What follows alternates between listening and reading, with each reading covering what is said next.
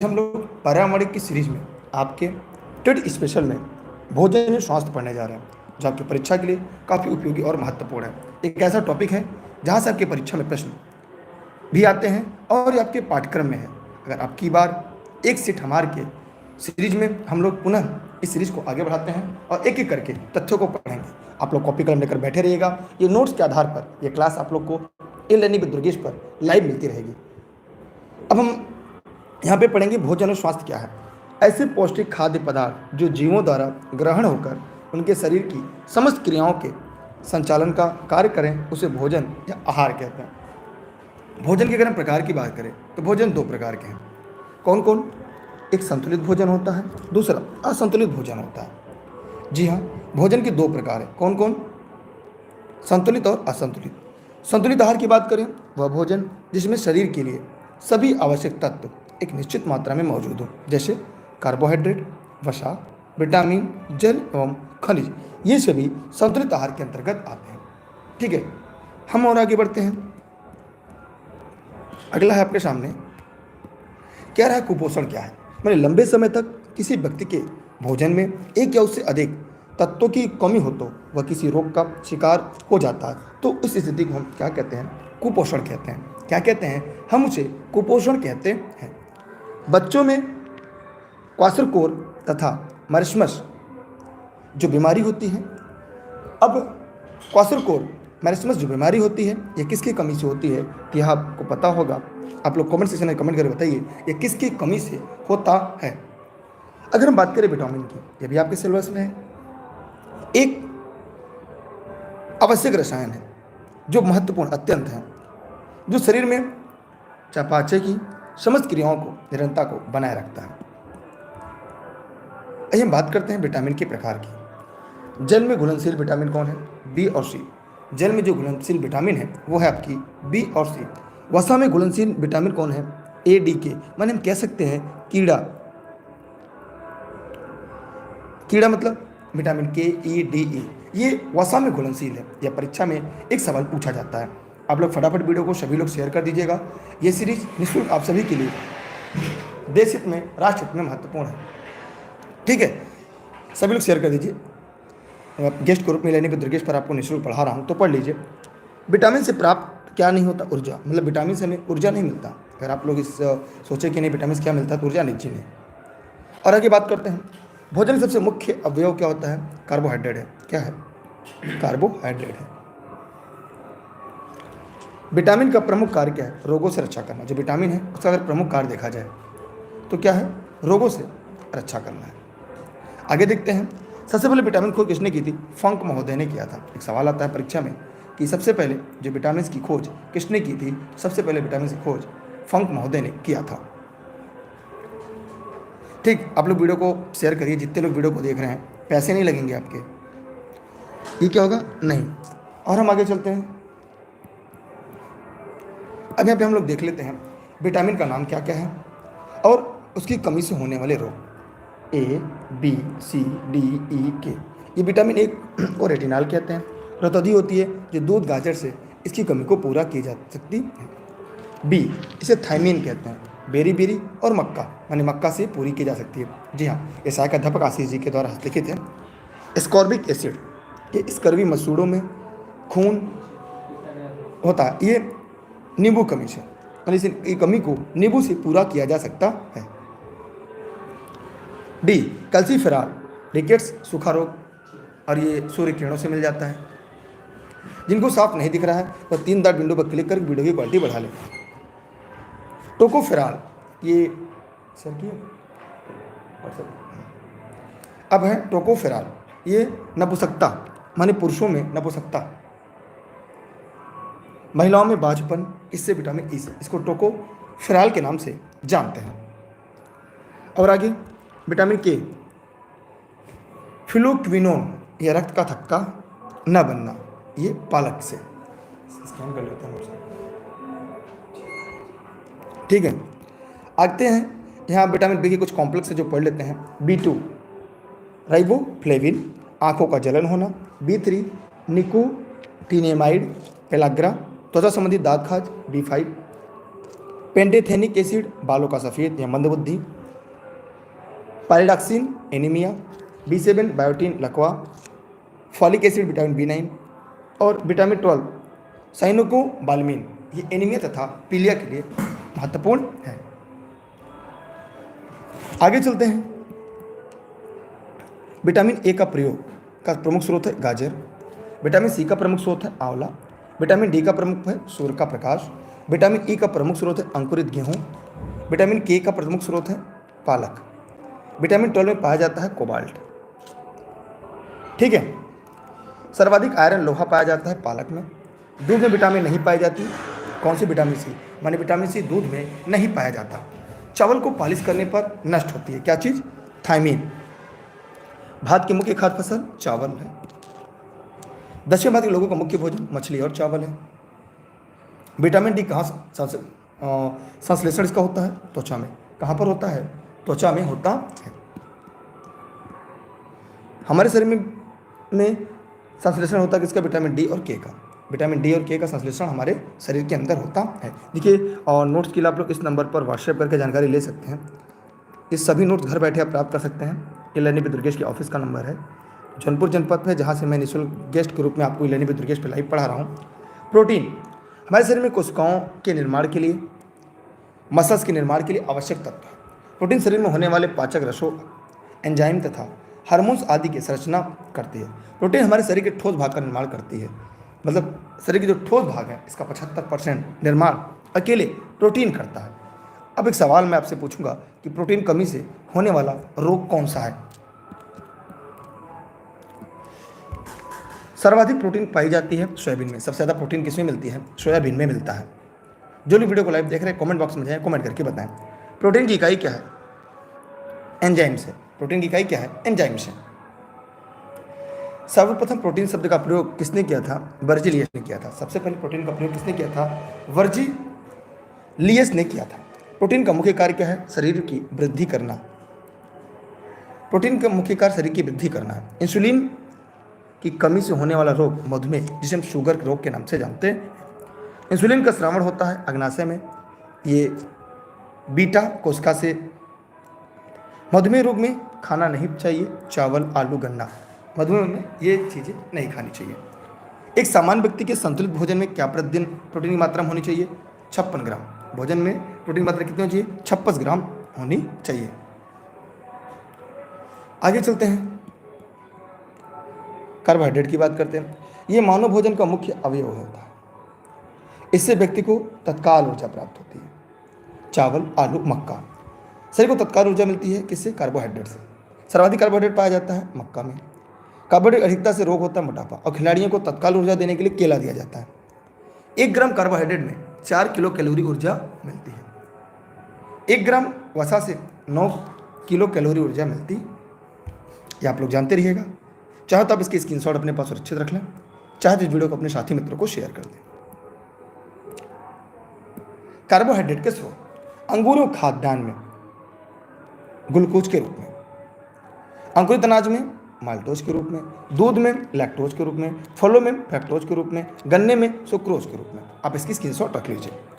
सबसे मीठा पदार्थ होता है सैक्रिन। सबसे मीठा कार्बोहाइड्रेट होता है फ्रैक्टोज। दूध का मीठापन होता है लैक्टोज के कारण। दूध का पीलापन होता है कैरोटीन के कारण। आप इसकी स्क्रीनशॉट जरूर अपने पास सुरक्षित रख लें। भोजन का पाचन प्रारंभ होता है मुंह से।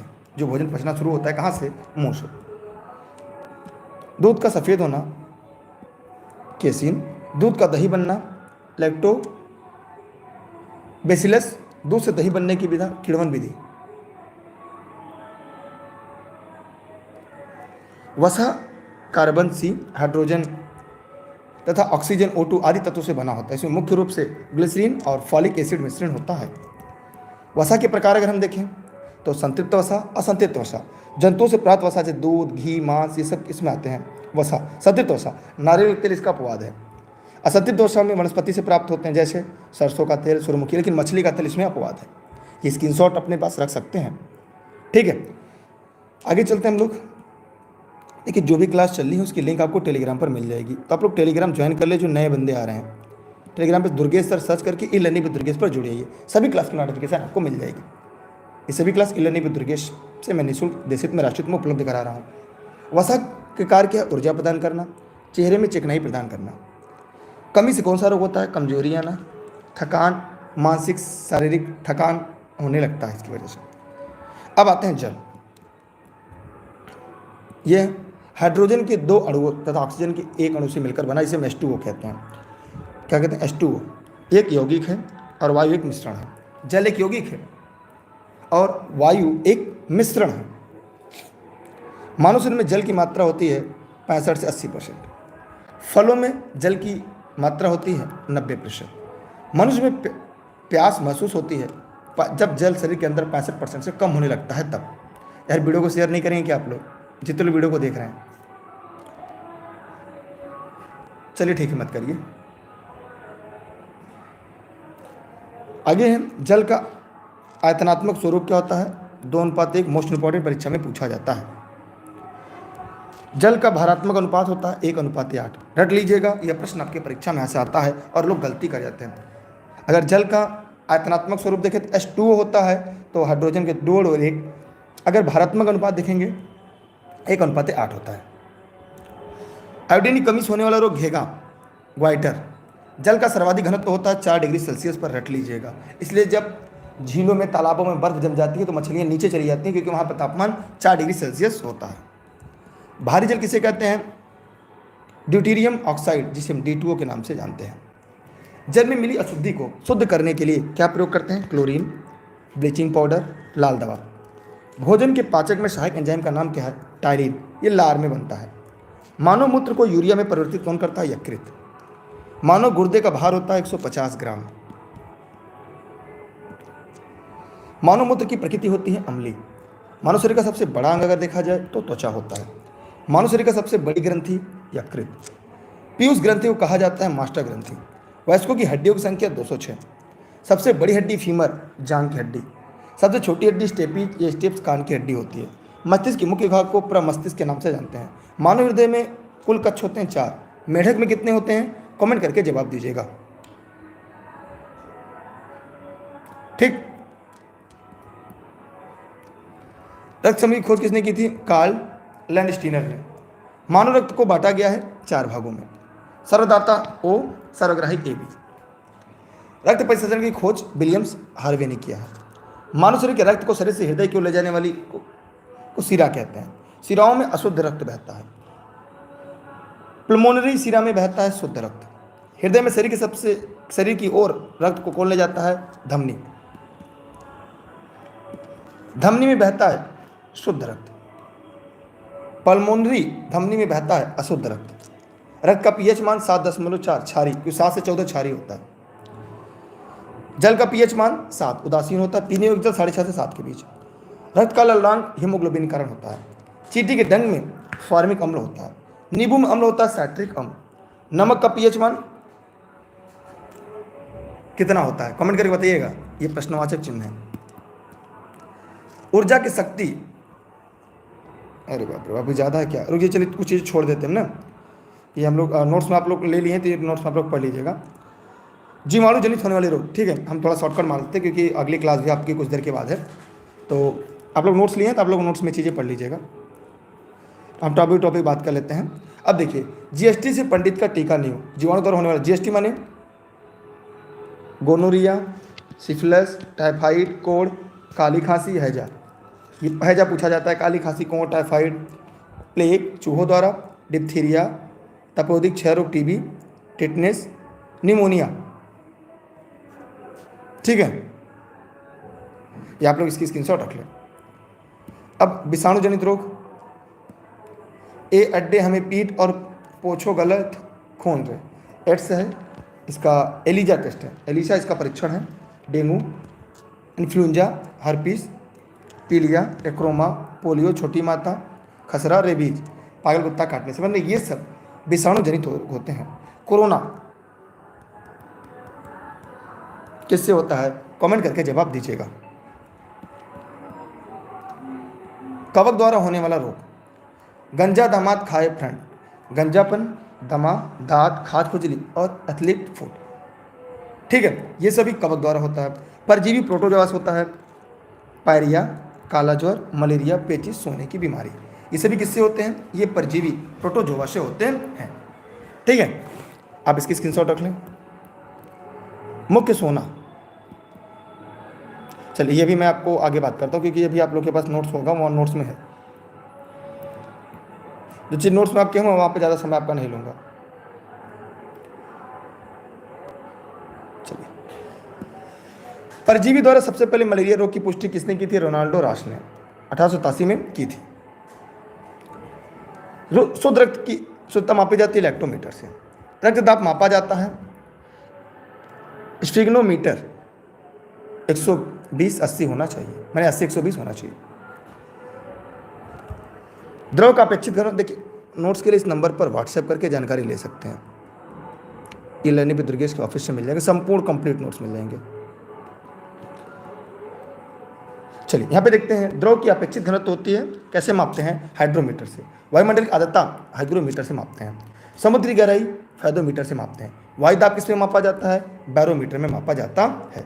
ठीक है, ठीक है, इसकी स्क्रीनशॉट क्लिक कर लीजिए सभी लोग। हम मेन टॉपिक पढ़ ले रहे हैं। इसे पूछा जाता है सिरका में क्या पाया जाता है? एसिटिक अम्ल पाया जाता है। इसका पीएच मान क्या होता है?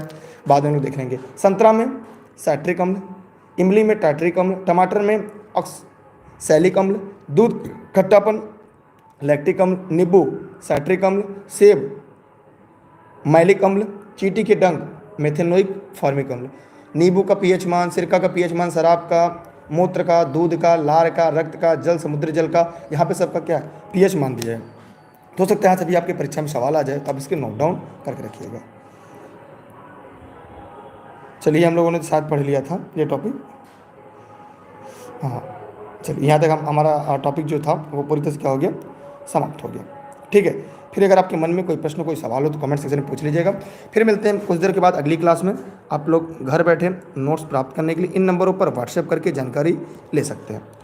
लगभग आपका जो पर्यावरण का सिलेबस था लगभग समाप्ति की कगार पर है। ये 2 टॉपिक बच्चे हैं, आपको हम पढ़ा देंगे, उसी के साथ ये टॉपिक हमारी आपकी समाप्त हो जाएगी। आप सभी को बहुत बहुत धन्यवाद। ठीक है, आप लोग वीडियो को शेयर जरूर करिएगा, और टेलीग्राम अगर अभी नहीं ज्वाइन किए दुर्गेश सर सर्च कर ई लर्निंग विद दुर्गेश पर जुड़िएगा।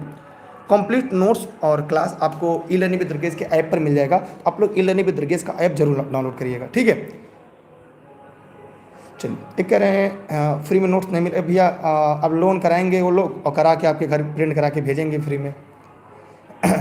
ठीक है, अभी लर्निंग विद दुर्गेश के ऑफिस में हम कह देंगे भैया आप लोग लोन कराइए और प्रिंट करा के सबके घर पर भेज दीजिए, कोरियर खर्चा लगा के। चलिए बहुत बहुत धन्यवाद सभी का। हाँ, बाकी चीज़ जब चाहे स्क्रीनशॉट अपने पास रख लीजिएगा। हम मिलते हैं अगली क्लास में, तब तक के लिए बहुत बहुत धन्यवाद। Best of luck. जय हिंद, जय भारत।